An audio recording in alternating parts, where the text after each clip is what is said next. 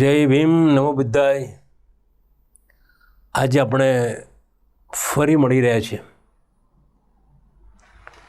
આંબેડકર દર્શન YouTube channel આપનું હાર્દિક સ્વાગત કરે છે. ગયા એપિસોડમાં મેં વાત કરેલી કે બાબા સાહેબ એ ધર્માંતરની ઘોષણા કર્યા પછી 30/5/1936 રોજ મુંબઈના નાયગાંવમાં એના મેદાનમાં 30-31 પહેલી બીજી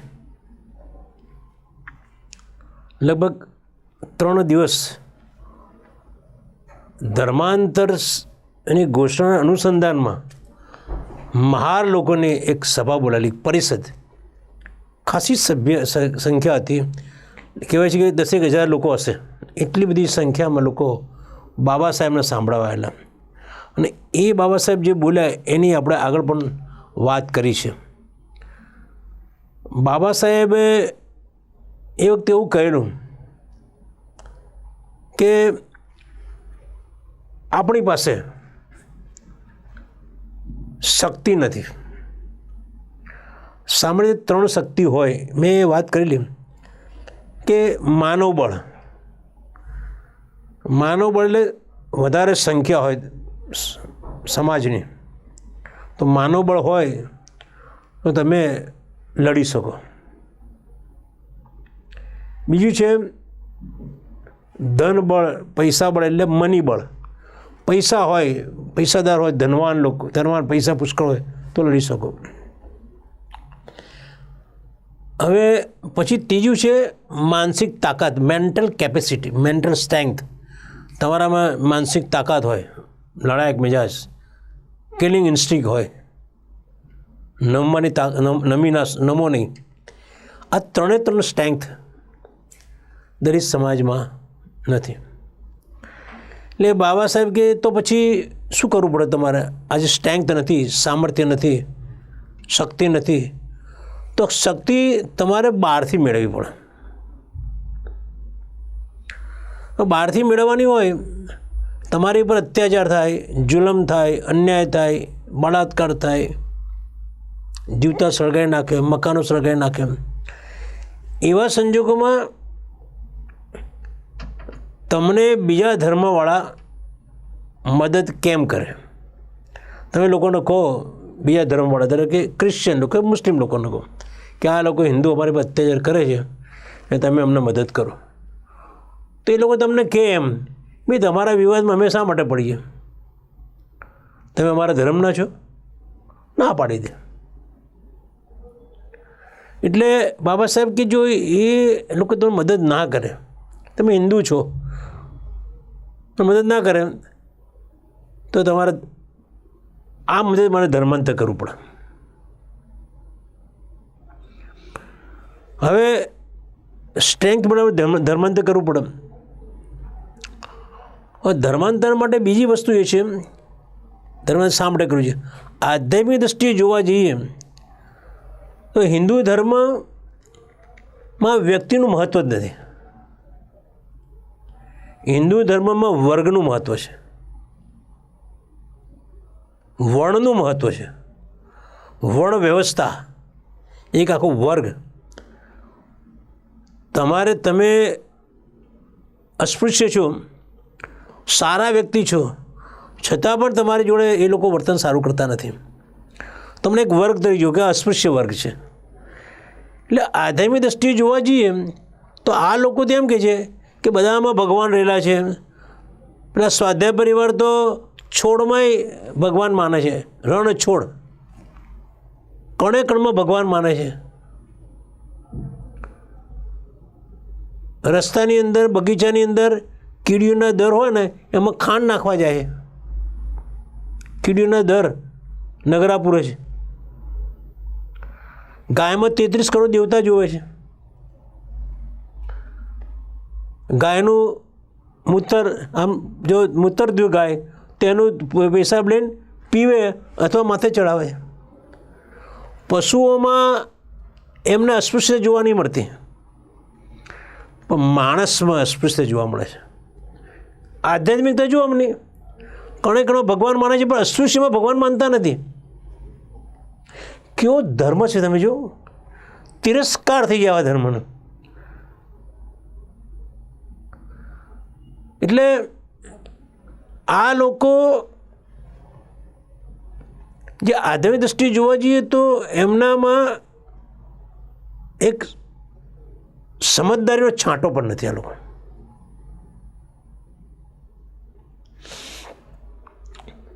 આ લોકો એવી વ્યવસ્થા ગોઠવી, સમાજ અને વ્યક્તિઓની વ્યવસ્થા ગોઠવી છે કે શિક્ષણ,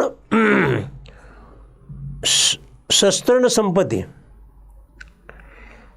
આધ્યાત્મિક દ્રષ્ટિએ જોવા જઈએ તો ધર્મશાસ્ત્રો જોવા જઈએ તો એક વર્ગને શિક્ષણનો અધિકાર આપે છે,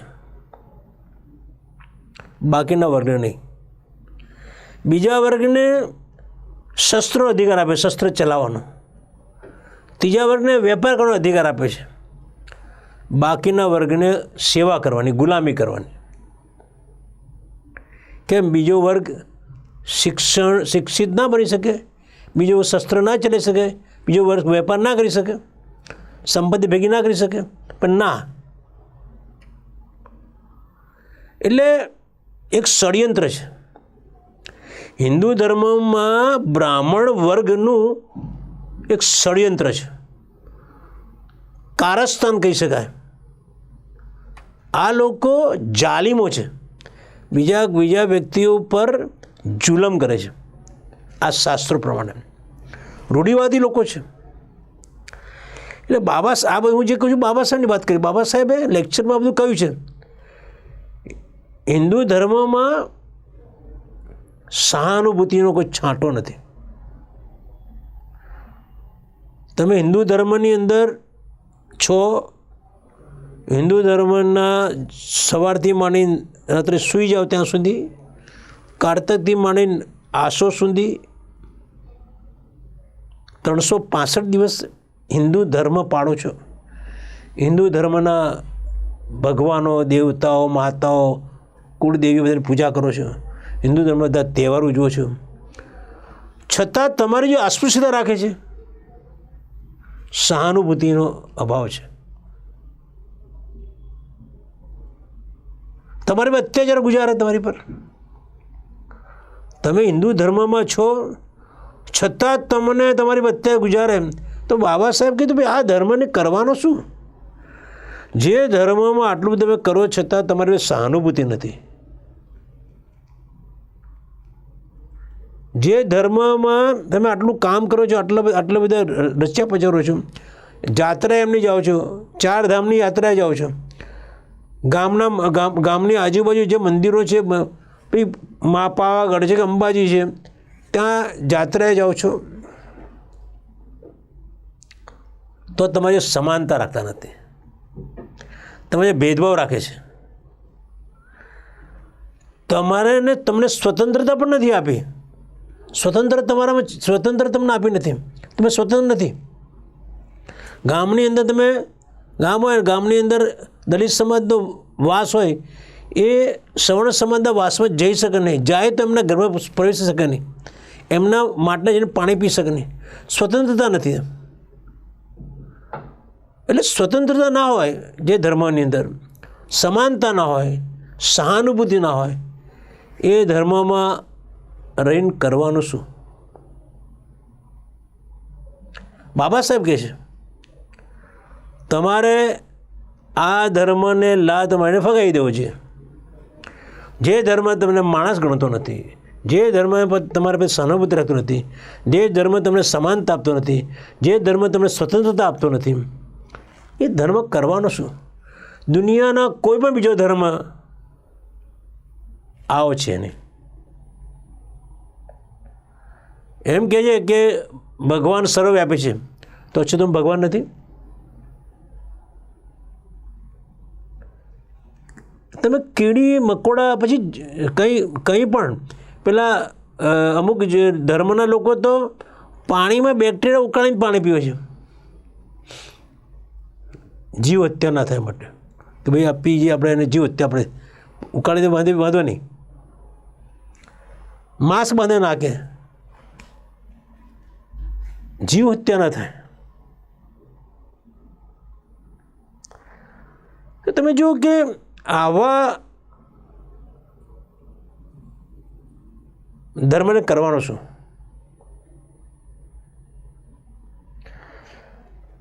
જે રીતે સવર્ણ હિન્દુઓ અસ્પૃશ્ય લોકોને નીચા ગણે છે, એના આધારે મુસ્લિમો અને ખ્રિસ્તીઓ પણ અસ્પૃશ્ય અછૂત લોકોને નીચા ગણે છે. હું દાખલો આપું, હું અમદાવાદ શહેરની અંદર આસિસ્ટન્ટ હેલ્થ ઓફિસર હતો ને ત્યારે સાલમની અંદર એ મારો પૂર્વ દક્ષિણ ઝોન મારી ડ્યુટી મારું કામનું ક્ષેત્ર હતું. તો ત્યાં સાલમની અંદર એક બેન મને ફરિયાદ કરવા આવી કે અઠવાડિયે से डेढ़ी साफ करने नहीं आई. મને કાપો તો લોહી ના નીકળે, કારણ કે હું આવો આક્રમક નેચરનો અને બધા બહુ જ અધિકારીઓ સાથે હતા, કશું કહી શક્યો નહીં. આ લોકો પણ અસ્પૃશ્ય લોકોને, મુસ્લિમ લોકો, ખ્રિસ્તી લોકો પણ એમને નીચા ગણે છે. તો એ શાના કારણે? હિન્દુઓ તમને ગણે છે એટલા માટે, સવર્ણ હિન્દુઓ તમને નીચા ગણે છે એટલે એના વાદે પહેલાં પણ નીચે તમને ગણે છે.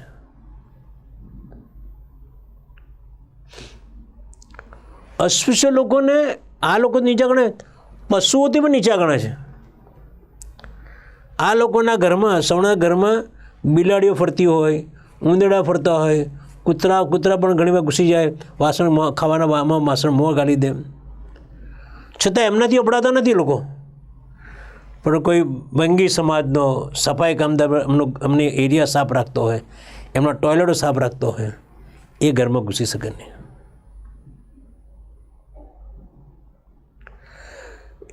કેટલો આક્રોશ થઈ જાય આપણને.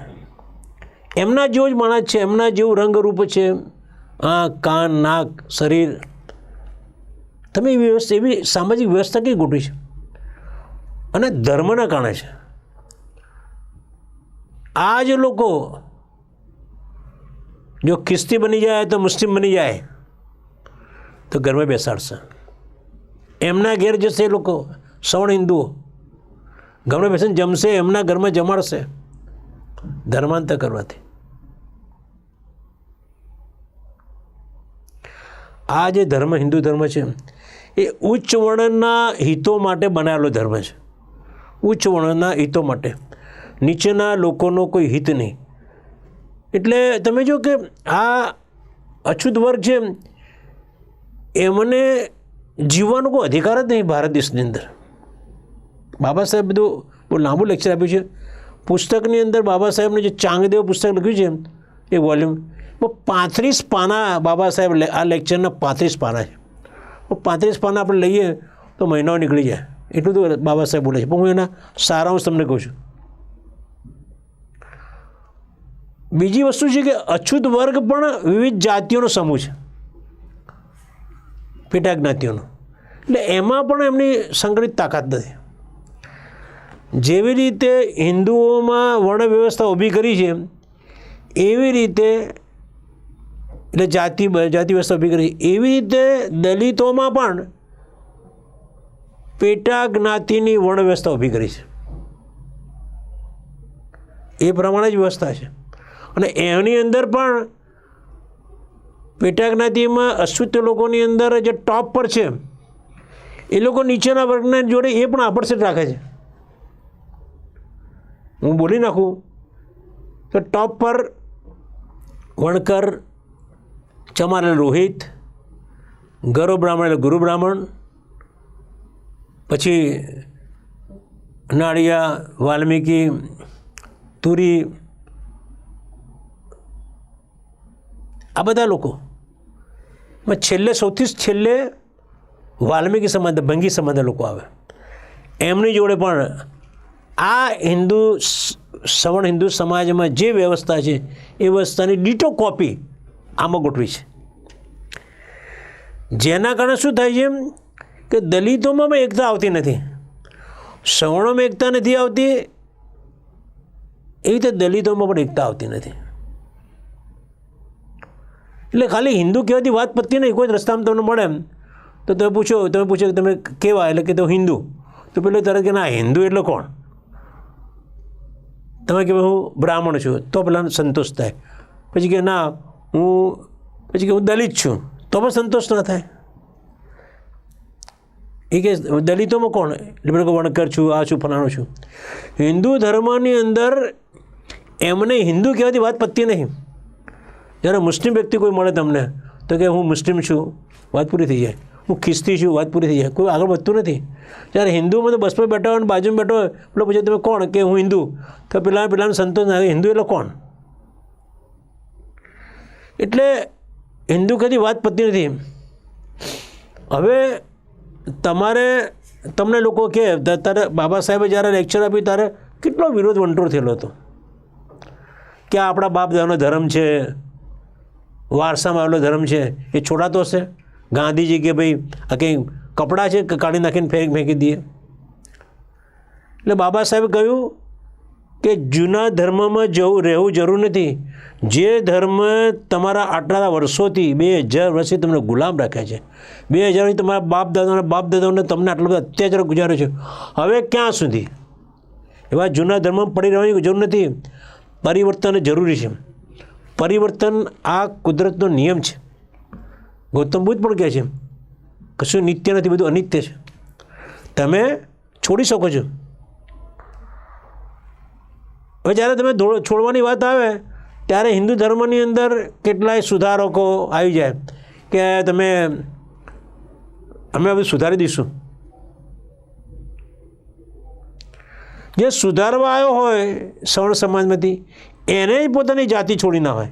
એ બ્રાહ્મણ હોય, એ ક્ષત્રિય હોય કે વૈશ્ય હોય. આ અસ્પૃશ્ય અછૂત લોકોને તમે કઈ રીતે તમે સ્વીકારશો? ઢોંગી લોકો છે. ગાંધીજી પણ ઢોંગી હતા. આ પણ બધા ઢોંગી કે જે સુધારકો ઢોંગી હતા. તમે જુઓ કે આ સુધારકો ઢોંગી કેમ કે વિશ્વની અંદર અમેરિકામાં નિગ્રો અને શ્વેત લોકોએ નિગ્રોને ગુલામ બનાવ્યા. ત્યાં નિગ્રોને ગુલામ બનાવે, કાયદાની દ્રષ્ટિએ ગુલામ બનાવે છે. ભારતમાં ધર્મની દ્રષ્ટિએ ગુલામ બનાવે છે. પણ આ બે ગુલામોમાં તફાવત છે. અમેરિકામાં જે નિગ્રો છે એ નિગ્રોને ગુલામ બનાવ્યા છે એટલે એમને કોઈ પણ કશું જ પણ કરવાનો અધિકાર નહીં. પણ એમના માલિક કે પ્રમાણે કરવાનું, એમને મજૂરી કરવાની. એ કે આ મૂકી આ લઈ આય, આમ કર.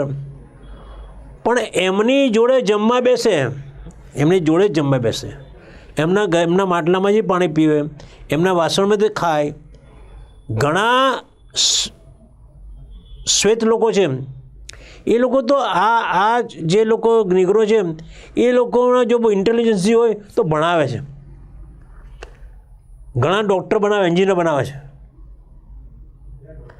એમની અસ્પૃશ્યતા એટલે એમની ગુલામી છે એ ગુલામી ફક્ત કામ માટે છે, કાયદાકીય ગુલામી છે. ભારતમાં જે ગુલામી છે એ અડવાનું નહીં, સ્પર્શ નહીં કરવાનું, જોડે ખાવાનું નહીં. ઇવન ત્યાં તો શ્વેત લોકો તો નિગ્રો લોકો જે ગુલામ છે એમની દીકરી પરણાવે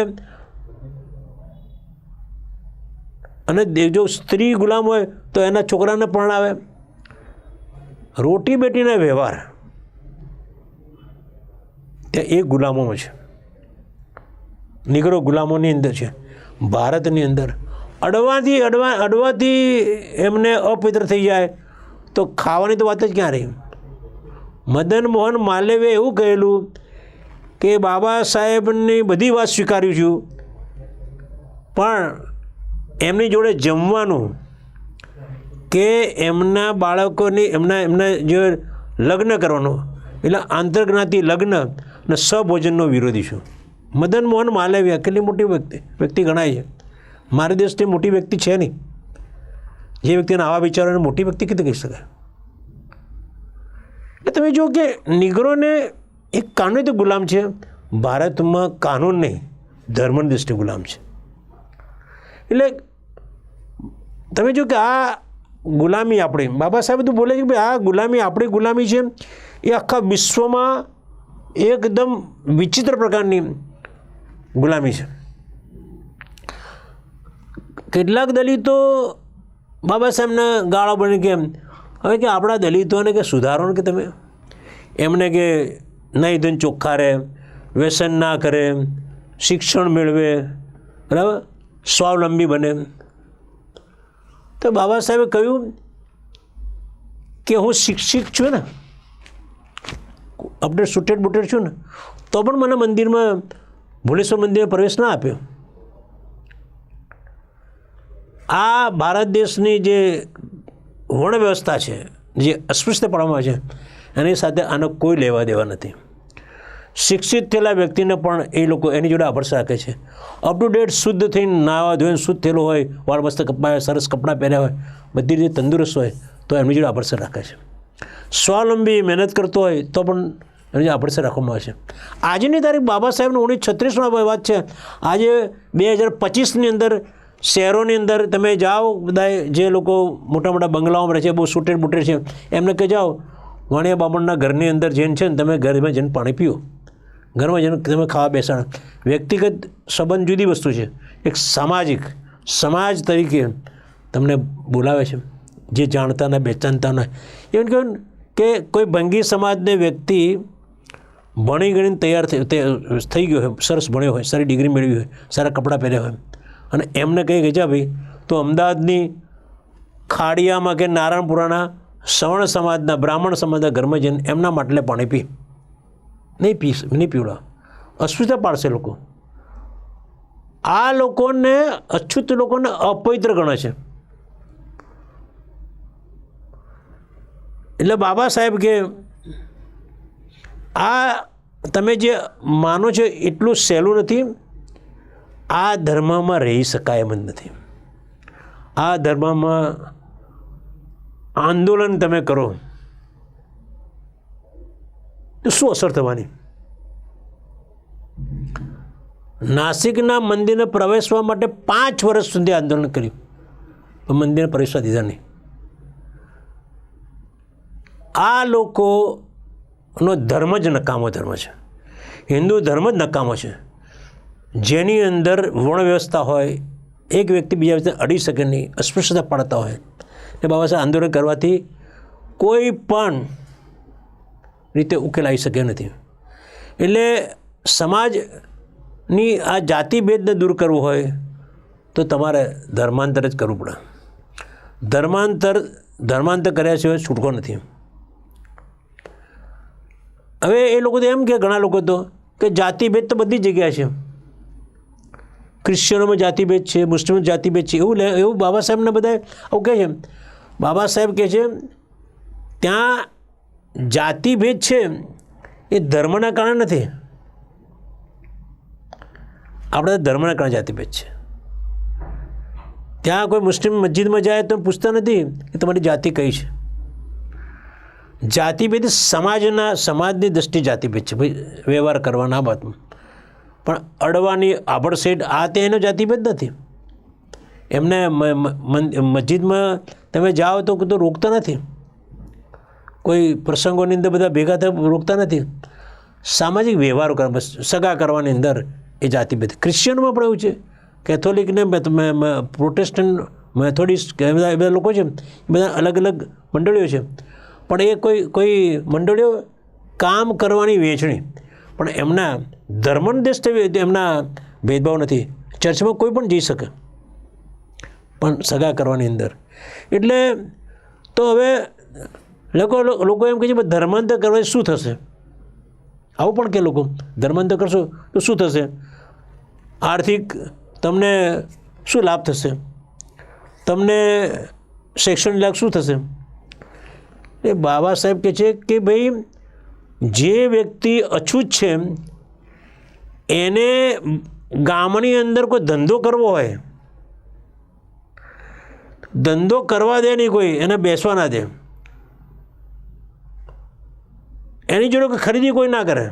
બાબા સાહેબના અનુભવ છે ને કે એમને જ્યારે વકીલ બનીને આવ્યા અને એમને વકીલાત કરી તો વકીલાતના ખબર પડી કે આ તો મહાર કોમ્યુનિટી છે, તો કેસ ના મળવા માંડ્યા. શેર બજારનું પણ કામ ચાલુ કર્યું. બહુ નામના થઈ ગઈ એમની કે આ માણસ તો બહુ જ્ઞાની છે, પણ જેવી એમને ખબર પડી કે આ તો મહાર કોમ્યુનિટીના છે, લોકો આવવાનું બંધ કર્યું.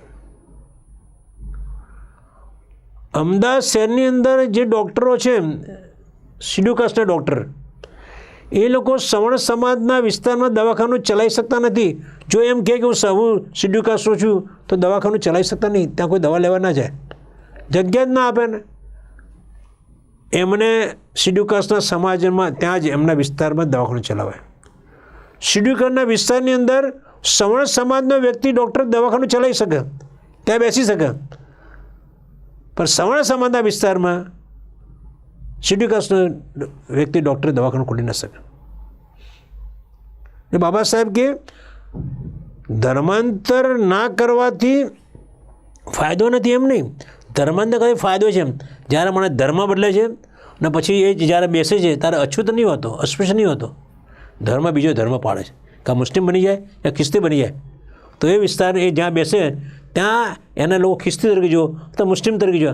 આજે મોટાભાગના મુસ્લિમો, મોટાભાગના ખ્રિસ્તીઓ બધા અછૂત સમાજમાંથી બનેલા છે, પણ ક્યાંય એમની જોડે ભેદભાવ રાખવામાં નથી આવતો. ઇવન સવર્ણ સમાજવાળા મુસ્લિમોને અને ખ્રિસ્તીઓને બહુ જ પ્યારથી એમની જોડે વ્યવહાર કરે છે, વિવેકથી, માનપાનથી વ્યવહાર કરે છે. કોઈ મુસ્લિમ જોડે જાય કોઈ સવર્ણ સમાજનો તો વ્યવહાર વ્યવસ્થિત કરે છે, ખ્રિસ્તી જોડે વ્યવહાર. તો કોઈ અસ્પૃશ્ય સમાજના વ્યક્તિ પાસે જાય તો એનો વ્યવહાર બદલાઈ જશે.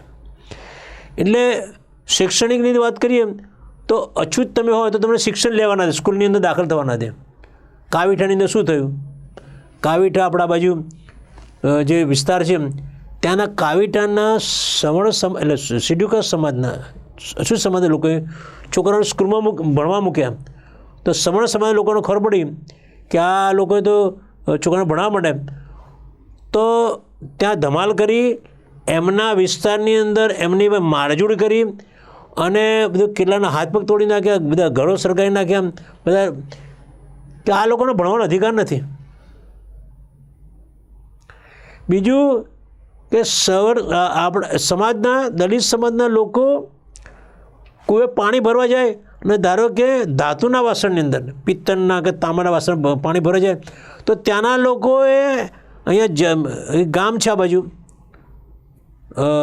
ભુવાલડીની જોડે ગામ છે જાનું, એ ગામની અંદર સવર્ણ એટલે શિડ્યુલ કાસ્ટ સમાજની બહેનો પિત્તળના વાસણ, તાંબાના વાસણ પાણી ભરવા ગયા તો ગામના લોકો મારે એમને, વાસણ પડી લીધે મારે એમને જોડ્યા કે તમને આમાં પાણી ભરવાનો અધિકાર નથી.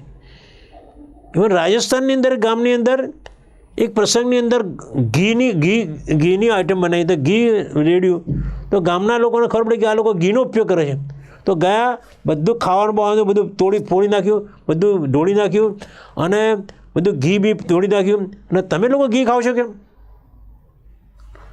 વિચાર કરો.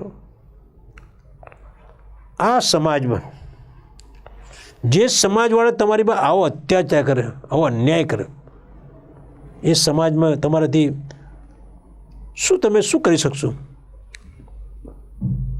ઘણા લોકો એમ કહે છે કે તમે ધર્માંતર કરો તો તમારો બાબા સાહેબને તમારું મહારપણું શું કરશો?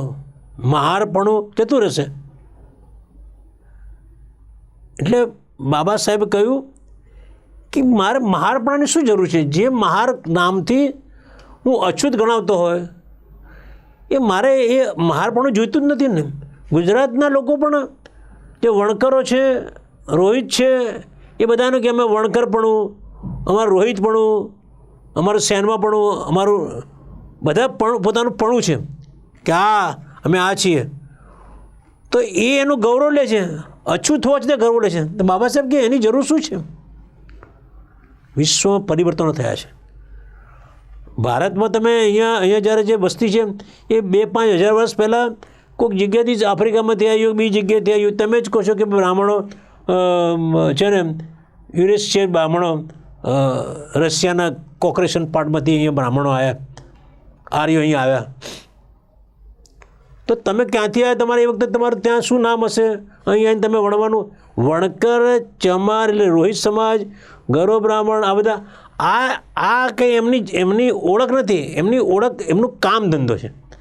ભાઈ વણકારનું વણતા હતા એટલા માટે, રોહિત સમાજના ઢોર ચીરતા હતા અને એ કરતા હતા. જે તે સમયે જે તે જરૂરી હોય, મજબૂરી હોય પ્રમાણે કર્યું હશે.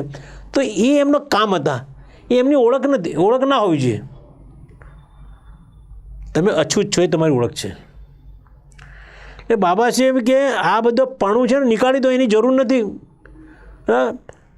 પહેલાં આર્થિક ઉન્નતિ કરતાં પહેલાં માણસ તરીકે ઓળખ ઊભી થવી જોઈએ. અમે માણસ છીએ. અત્યારે તમે આર્થિક પરિસ્થિતિ ખરાબ હશે તો ભૂખે નહીં મરતા હોય, પણ તમારે અછૂતપણું દૂર કરવા માટે, આ વર્ણ વ્યવસ્થા દૂર કરવા માટે, સામાજિક જે તમારી અન્યાય અત્યાચાર થાય છે, તમારી બેન દીકરી બળાત્કાર થાય છે, તમારા ઘરો સળગાઈ નાખે છે, તમારી બેન દીકરીને નગ્ન કરીને સરઘસ કાઢે છે, બેન દીકરીને સળગાઈ નાખે છે, દરરોજ પેપરમાં આવે છે. આજે દરરોજ પેપર તમે જુઓ કે લગ્ન વખતે ઘોડા પર બેસવા દેતો નથી. તો આ બધામાંથી તમારે નીકળવા માટે બાબા સાહેબ એમ કહે છે કે તમારે ધર્માંતર જ કરવું પડે. ધર્માંતર વગર બીજો કોઈ રસ્તો જ નથી. બરાબર? તમારી પર જે જુલમો ગુજારી રહ્યા છે એ જુલમોથી બહાર આવવા માટે તમારે ધર્માંતર જ કરવું પડે. બરાબર? તમારો સામાજિક દરજ્જો નીચો છે, સામાજિક દરજ્જો ઊંચો લાવવા માટે ધર્માંતર કરવું પડે તમારે. જ્યાં સુધી તમે હિન્દુ ધર્મ રહેશો ત્યાં સુધી અસ્પૃશ્યતા નાબૂદ થવા નથી. તમારે હિન્દુ ધર્મ લાત મારીને ફગાવી દેવાની વાત છે. હું તો બહુ આક્રમક રીતે કહું છું કે આ ધર્મ હિન્દુ ધર્મને છોડી દો. આજની સરકાર જે અત્યારે બની છે એ હિન્દુ ધર્મ માટે બની છે. હવે એ ધ્યાનમાં રાખે ભારતના જેટલા પણ શિડ્યુલ કાસ્ટના લોકો છે, અસ્પૃશ્ય લોકો, અછૂત લોકો, દલિત છે, એ બધાએ સામૂહિક ધર્માંતર કર્યું છે. બાબા સાહેબ એ વખતે બધા લેક્ચરો આપીને 5 લાખ લોકોને એક સાથે ધર્માંતર, ઐતિહાસિક ઘટના બની, એમને ધર્માંતર કરાવ્યું. ધર્માંતર કર્યા વખતે તમારે એ રસ્તો નથી. તમારામાં શક્તિ સંપાદન કરવી હોય તો અછૂત રહીને તમે શક્તિ સંપાદન નહીં કરો. તમારે શક્તિ સંપાદન કરવું હોય, તમારી માનસિક તાકાત વધારવી હોય. હું આજે કહું છું આઈ એમ બુદ્ધિસ્ટ, મારા બાળકો બુદ્ધિસ્ટ છે. અમે અછૂત નથી, અસ્પૃશ્ય નથી. તો એ જે માનસિક તાકાત, જે કોન્ફિડન્સ લેવલ ઊભો થાય છે એ ઊભું કરવા માટે તમારે ધર્માંતર કરવું પડે. તમે કયા ધર્મ જાઓ એ પછીની વાત છે. તમે મુસ્લિમ બનો, ખ્રિસ્તી બનો, શીખ બનો, એ બુદ્ધિસ્ટ બનો, પણ આ હિન્દુ ધર્મમાંથી નીકળી જાઓ.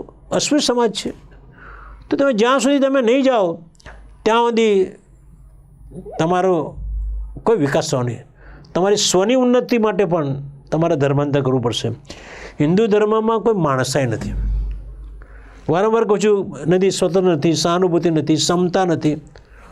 તો આ ધર્મમાં શા માટે રહેવું જોઈએ? આ ધર્મના લોકો છે ને કે જે સુધારણા કરે છે, સુધારણાની વાત કરીએ, એ બધા ઢોંગી છે. આમનો વિશ્વાસ કરવા જેવો નથી. તમને ભોળવે છે. મહાભારત પેલા સ્વાધ્યાય પરિવાળા પેલા ભાઈને જે મારી નાખેલો, આજે પેપરમાં આવ્યું, એમના લોકોને બધા શિક્ષા થઈ. સ્વાધ્યાય પરિવાર કે આ વર્ણ વ્યવસ્થા એ દિવ્ય છે. આપણને એક બે મનમાંથી ગાળો નીકળી જાય. વર્ણ વ્યવસ્થા દિવ્ય છે, શૂટ કરી દેવા જવા લોકોને તો જ્યારે કહેતા રહે. કેવી રીતે દિવ્ય છે? એક વર્ગને કાયમ અપંગ રાખવા માટે તમે આ વાત કરો છો. એટલે બાબા સાહેબનું કહેવું, આ ધર્માંતરની ઘોષણા કર્યા પછી એમને 30, 31, પહેલી અને બીજી ત્યાં આટલા દિવસ એટલે એમને લેક્ચર આપ્યા સતત. અને એ લેક્ચરમાં એમને ધર્માંતર શા માટે, એમના બધાના પ્રશ્નોના જવાબ પણ એમના લેક્ચરમાં એમના પુસ્તક જે લખ્યું છે 35 પાના છે આના ધર્માંતરના ઉપર એમનું જે વક્તવ્ય છે જ્યાં 3 દિવસ માટે, એ 35 પાનાનો સારાંશ મેં આપણે કહ્યો છે. હું આશા રાખું છું કે તમે જે લોકો અછૂત છે, શિડ્યુલ કાસ્ટના છે, અનુસૂચિત જાતિના છે, દલિત છે, એ લોકોએ હિન્દુ ધર્મ છોડી દેવો છે. હું નથી કહેતો બીજે તમે કયા ધર્મમાં જાઓ, પણ હિન્દુ ધર્મ છોડી દેવો છે. જે ધર્મ તમને માણસ ગણતા નથી, પશુથી બદતર ગણે છે, તમારી પર અન્યાય કરે છે, અત્યાચાર કરે છે, જુલ્મો કરે છે, બળાત્કાર, આતતાયી લોકો છે, આ બધા એમને છોડી દેવાની જરૂર છે. તમારા વ્યક્તિગત કોઈ જો સંબંધોને સારા હોય સવર્ણ સમાજના, એ અલગ વસ્તુ છે. સમગ્ર સમાજની ચિંતા કરવાની છે. વ્યક્તિગત સંબંધ બધાના સારા હોય, નોકરી કરવા જતા સંબંધ હોય, ધંધા માટે સંબંધ હોય, પણ આખા સમાજનું શું? અને શહેરોની અંદર તો તમને દેખીતી અસ્પૃશ્ય દેખાય નહીં, માનસિક અસ્પૃશ્ય દેખાય, શારીરિક અસ્પૃશ્યતા ના દેખાય, માનસિક. ગામડામાં જાઓ તમે, 5 લાખ ગામડા ભારતના કેટલા બધા ગામડાઓ છે, એ ગામડામાં આજની તારીખમાં આ સ્થિતિ છે. હું તમને કહું કે હું ડૉક્ટર બન્યા પછી, MBBS થયા પછી રામપુરા બંકોડા વિરંગામ જોડે ત્યાં ચંપા વિજય જનરલ હોસ્પિટલની અંદર હું મેડિકલ ઓફિસ તરીકે, પછી RMO તરીકે ત્યાં નોકરી કરતો હતો. અને એ વખતે હોસ્પિટલ લોકોને ટ્રસ્ટીએ જમવા માટે બોલાવ્યા, મને થાળીમાં જમવા આપી દીધું. પણ નીચેનો સમાજ જે ભંગી સમાજ છે, સફાઈ કામદાર છે, જે પટ્ટાવાળા લોકો છે, જે નીચેનો સમાજ છે, જે શિડ્યુલ કાસ્ટનો સમાજ છે, એમને લોકો થાળીમાં જમવા ના આપ્યું અને પતરામાં જમવા આપ્યું. અને પતરા હાથમાં ના આપ્યા, છૂટા ફેંક્યા. અને રાત્રે બધા જમીન, સાંજનો ટાઈમ હતો, પછી રાત્રે આ બધા લોકો મને મળવા આવ્યા. મને કે સાહેબ અમારી જોડે આવું કર્યું, અમને ખાવા પતરા છૂટા ફેંક્યા અને અમને અમારું અપમાન કર્યું. ને મેં કીધું એવું શા માટે કર્યું? થાળીમાં જમવા આપવું જોઈએ ને, કારણ કે થાળીમાં જે ખોરાક છે તે પોતે ખાવાના છે, એટલે થાળી ધોઈને આપી દેવાના હતા. અને આ ટ્રસ્ટી મંડળ જે ટ્રસ્ટી છે, જે એના હોસ્પિટલના ટ્રસ્ટી, એ બોમ્બેના હતા. બોમ્બેના વ્યક્તિ તો કેટલો બધો ઉદાર વ્યક્તિ હોય, પણ એમને તો આવું કર્યું. એટલે પછી હું એ બધા ટ્રસ્ટી મંડળના લોકો બેઠા હતા, મેં એમને કહ્યું ભાઈ આવું વર્તન કેમ કર્યું તમે? મને થાળીમાં જમવા આપ્યું, તો આ લોકોને થાળીમાં જમવા આપવું હતું ને. અને થાળીમાં જમવાથી એ કોળીઓ એમના મોંમાં મૂકવાના હતા, અને તમને ધોઈને થાળી પાછી આપત. આવો પતરા ભાઈ હાથમાં પતરાના છૂટા ફેંક્યા. એ વખતે જે હોસ્પિટલના ચેરમેન હતા, પ્રમુખ જયંતિભાઈ પટેલ, એમણે કે ગામમાં તો આવું ચાલશે, તમે કંઈ આંબેડકર નહીં બની શકો. મેં કીધું સાહેબ આ રીતનું વર્તન તમારું બરાબર નથી. તમે એ જયંતિભાઈ પટેલને શ્રેષ્ઠ શિક્ષણનો એવોર્ડ મળેલો હતો, છતાં એમને આવું મને કહ્યું કે તમે ગામની અંદર સુધારો કરી શકશો નહીં, તમે બીજા આંબેડકર બની શકો નહીં. મેં કીધું તમે શિક્ષણનો એવોર્ડ મળ્યો છે અને તમે અહીંયા હોસ્પિટલના ચેરમેન છો, તો તમે આવું ચલાવી લો, તમારી હાજરીમાં આવું બન્યું કેમ ચાલી શકે? વાદ વિવાદ થયો અને મેં કીધું મારા આવી હોસ્પિટલ રહેવું નથી. છેલ્લા 2-3 વર્ષથી તમારા RMO તરીકે નોકરી કરું છું અને સંભાળું છું, અને તમારું આવું વર્તન. રાત્રે 12 વાગે મેં રાજીનામું આપી દીધું. રાત્રે 12 વાગે વાહન કરીને હું અમદાવાદ પાછો આવી ગયો. મારે નથી નોકરી કરવી, મારો પગાર જ્યારે મોકલજો ન તો ના મોકલતા, મારે હવે હોસ્પિટલ નોકરી કરવી નથી. વિચાર કરો, આ ઘટના બની છે 1985-86ની ઘટના છે, 84-85-86ની ઘટના છે, હમણાંની ઘટના છે. અને શ્રેષ્ઠ શિક્ષણનો એવોર્ડ મેળવનાર વ્યક્તિ જયંતિભાઈ પટેલ એ આવું વર્તન કરે. એમના ઘેર જઈએ ને તો મારા માટે બીજું જુદું ક્લાસ મૂકે, એવું મને ખબર નહીં, પણ ત્યાંના જે બીજા જે સારા આપણા વિચારના છોકરાઓ હોય ને, એ મને કહે સાહેબ તમારા માટે જુદું ક્લાસ મૂકે છે. વિચાર કરો, આજની તારીખમાં મારો શ્રેષ્ઠ શિક્ષણ એવોર્ડ મેળવનાર પટેલ સમાજના વ્યક્તિ બરાબર આવું આભડસેટનું વર્તન કરતા હોય. એટલે ગામડાઓની અંદર, આખા ભારતના ગામડાઓમાં અસ્પૃશ્યની સ્થિતિ બહુ જ દયાજનક છે.